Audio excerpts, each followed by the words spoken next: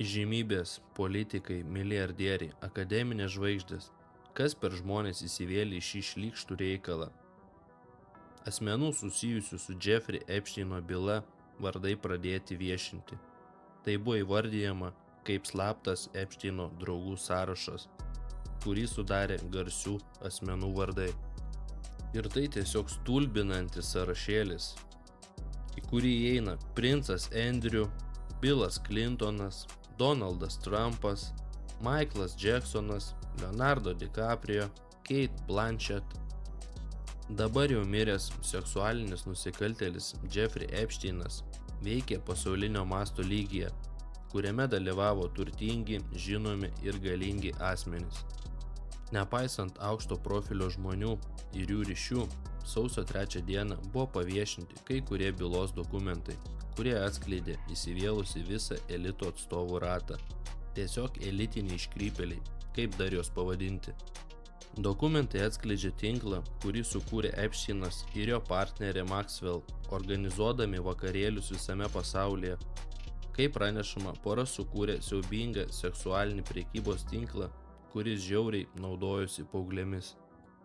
Vardai, kurie iškilo po teismo parodymų ir teisinių korespondencijų susijusių su šia byla, apima kai kuriuos garsių asmenybių vardus.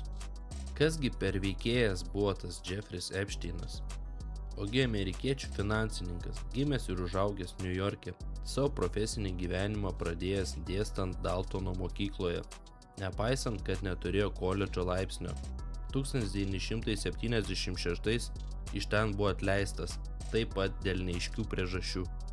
Vėliau įstojo į finansų sektorių, įkūrė savo įmonę, tapo milijonierium, tad sukūrė elitinį socialinį ratą aplink save, kaip sakant, susirado bendražygių. 2005 metais policija Palm Beach'e, Floridoj pradėjo tyrimą prieš Epsteiną, kai vienas iš tėvų pranešė, kad jis seksualiai išnaudoja 14-metę dukrą. Federaliniai pareigūnai nustatė 36 merginas, kai kurioms buvo tik 14 metų, kurias tariamai seksualiai išnaudojo. Tad teismas 2008 metais pripažįsta Epsteino kaltę, nuteisiamas tik 18 mėnesių, iš kurių dar didžiąją dalį būna darbo programoje, tad dienos metu išleidžiamas į savo ofisą. Argi tai ne absurdas? Iškrypėlis ramiai dienos metu toliau vaikšto gatvėmis. Keletas garsių žmonių iškart nusisuka nuo Epsteino. Tai tokie kaip Donaldas Trumpas bei Billas Clintonas. Na ir atlikęs bausmę, Epsteinas toliau tęsia bendravimą su turtingais ir žinomais dar visą dešimtmetį, dažnai dalyvaudamas filantropinėje veikloje. Miami Herald žurnalo pranešimas atnaujina susidomėjimą buvusių skandalų. Tad netrukus Epsteinas vėl suimamas 2019 metais Liepos 6 dieną, pateikus federalinius kaltinimus dėl seksualinės prekybos nepilnamečiais Floridoje ir Niujorke. JAV prokuroras taip pat apkaltina jo buvusią merginą dėl pagalbos surandant būsimas nepilnametės aukas. Maxwell buvo nuteista 2021 metais, ji už savo šlykščius darbelius gavo 20 metų kalėjimo.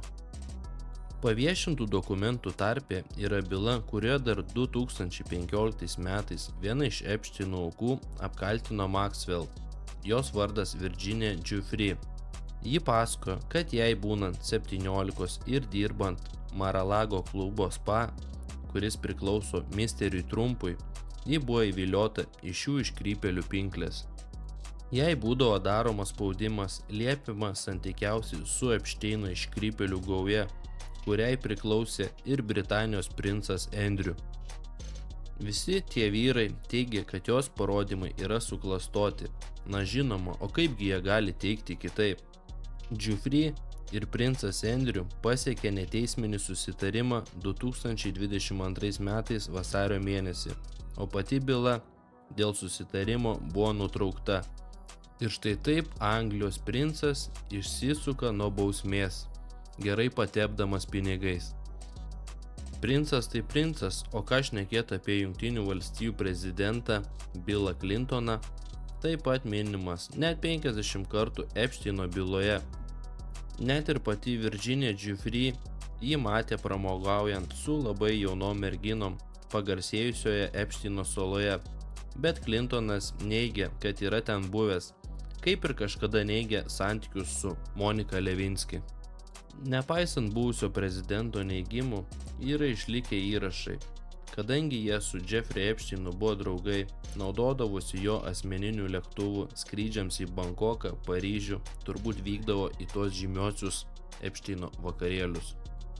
Vienos iš aukų, Johanos Sjoberg parodymuose, minimas pokalbis su Epšteinu, kuris mini Clintono norus, kad merginos būtų kuo jaunesnės. Tad pagalvokim, kokie iškrypėliai vadovauja tokioms valstybėms. Na ir dar vienas gerai žinomas vardas, kalinčios Maxwell partnerių sąraše, taip pat buvęs JAV prezidentas Donaldas Trumpas, minimas vienos nepilnametės, kuri jam atlikdo masažus.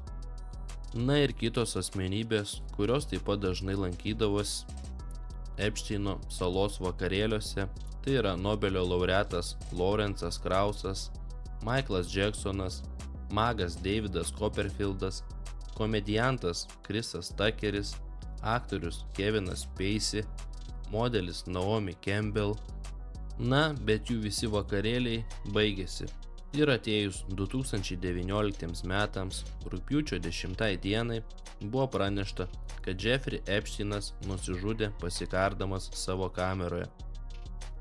Tik labai įdomus faktas, kodėl buvo kalėjimo procedūrų pažeidimų, kodėl Epšteino mirties naktį neveikė nei viena filmavimo kamera, kurios stebėjo įėjimą, kur jis buvo kalinamas. Pats Epšteinas tvirtino, kad turi daug informacijos apie galingus asmenis įsivėlusius į visą šį iškrypėlių klaną. Tad jo mirtis sukėlė daug spėlionių ir teorijų apie galimą jo žmogžudystę. Ar kažkas tiesiog jį nužudė, kad nuslėptų galus? Ar jis pats tai pasidarė? Gal užgriaužė sąžinę? Ką jūs apie tai manote? Rašykit komentarą. Patiko? Like, subscribe ir iki kitų video.